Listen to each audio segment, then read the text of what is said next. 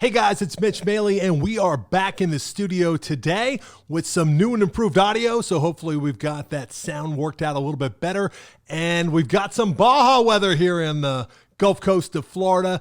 We're talking today about the soft coup, as it's being called, in President Trump's refusal not only to concede the election, but making some major moves within his administration and his cabinet.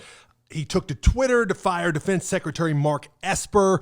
Esper, a Raytheon lobbyist, wasn't exactly, a person many people were excited to see in there, except people in the military-industrial complex. However, Esper famously broke with the president on his efforts to turn federal troops on U.S. citizens during the civil unrest this summer, and he was the first to go. That was followed, and Esper was fired on Twitter, and that was followed by another Twitter firing 2 days later from Chris Krebs. Now, Krebs was Homeland Security's head of cybersecurity, who stated publicly that there was no evidence whatsoever of the broad-scale fraud in voting that the president was alleging in his refusal to concede his obvious loss to President-elect Joe Biden.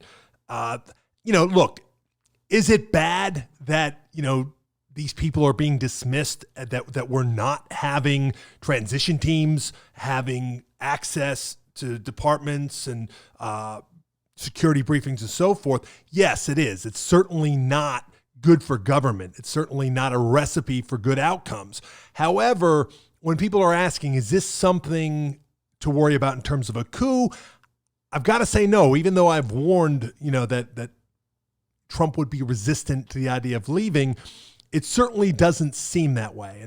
And these positions, even if he puts stooges in there, what you probably have to look at is chairman of the Joint Chiefs of Staff.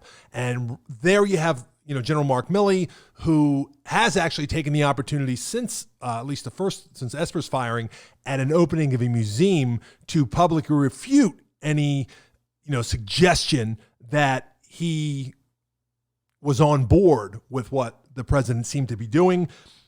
A quote from Milley at that ceremony: "We are unique among militaries. We do not take an oath to a king or a queen, a tyrant or a dictator. We do not take an oath to an individual. No, we do not take an oath to a country, a tribe, or religion. We take an oath to the Constitution. And every soldier that is represented in this museum, every sailor, airman, Marine, Coast Guardsman, each of us will protect and defend that document regardless of personal price." So that was taken as a very strong message as to inform the president, no, you don't get to decide, you're just staying.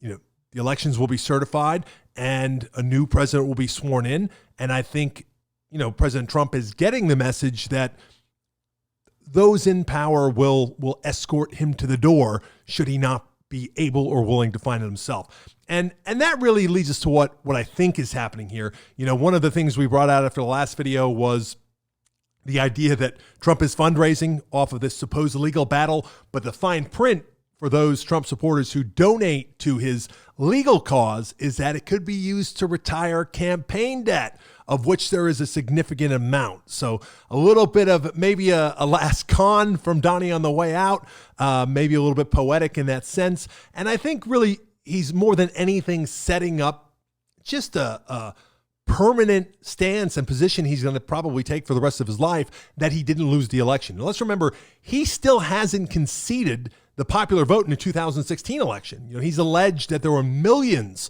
of over 3 million illegal immigrants who voted in that election, and therefore the suggestion that he lost the popular vote by the official count of over 2.9 million or just under 2.9 million votes to Hillary Clinton was not correct. And he not only won the Electoral College, but that he won the popular vote as well. So it's not really a surprise that, he's been taking this track since before the election, when it looked, it didn't look good at any point going in, considering how thin his Electoral College coalition was in 2016, how low his approval rating was throughout his entire 4 years, despite the probably record enthusiasm among those who did support him. You can't dismiss that.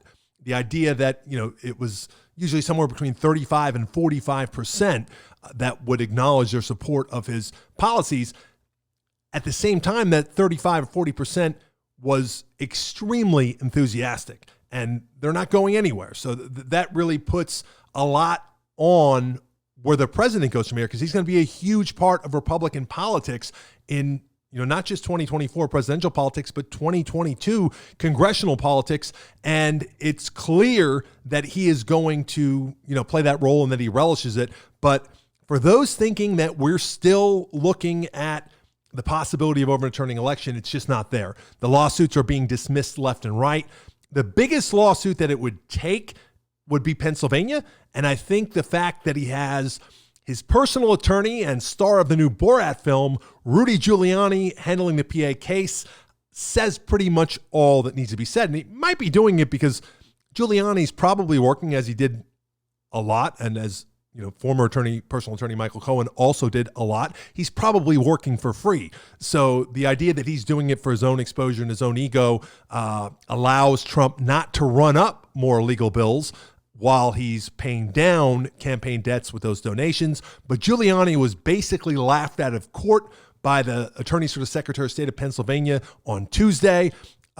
They reminded the court that despite this public, broad spread allegations of systemic voter fraud, the suit itself doesn't even allege that in trying to throw out 700,000 vote by mail ballots in PA. So does not really seem like a serious effort at a soft coup or any kind of coup at all.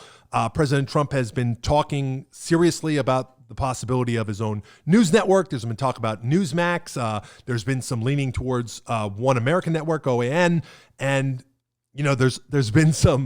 there's been a parting of the ways with Fox News. So that seems to be some of the bigger priorities. And again, the president is going to probably try to make a lot of money in the interim as well. So, there's a lot of opportunity probably from him to profit off of this. But in terms of a soft coup, my position at this time, nothing to worry about. That's it for this episode of Punk Rock Politics. Join us next time. We'll have some good videos coming out this week in the green room. And thanks for tuning in.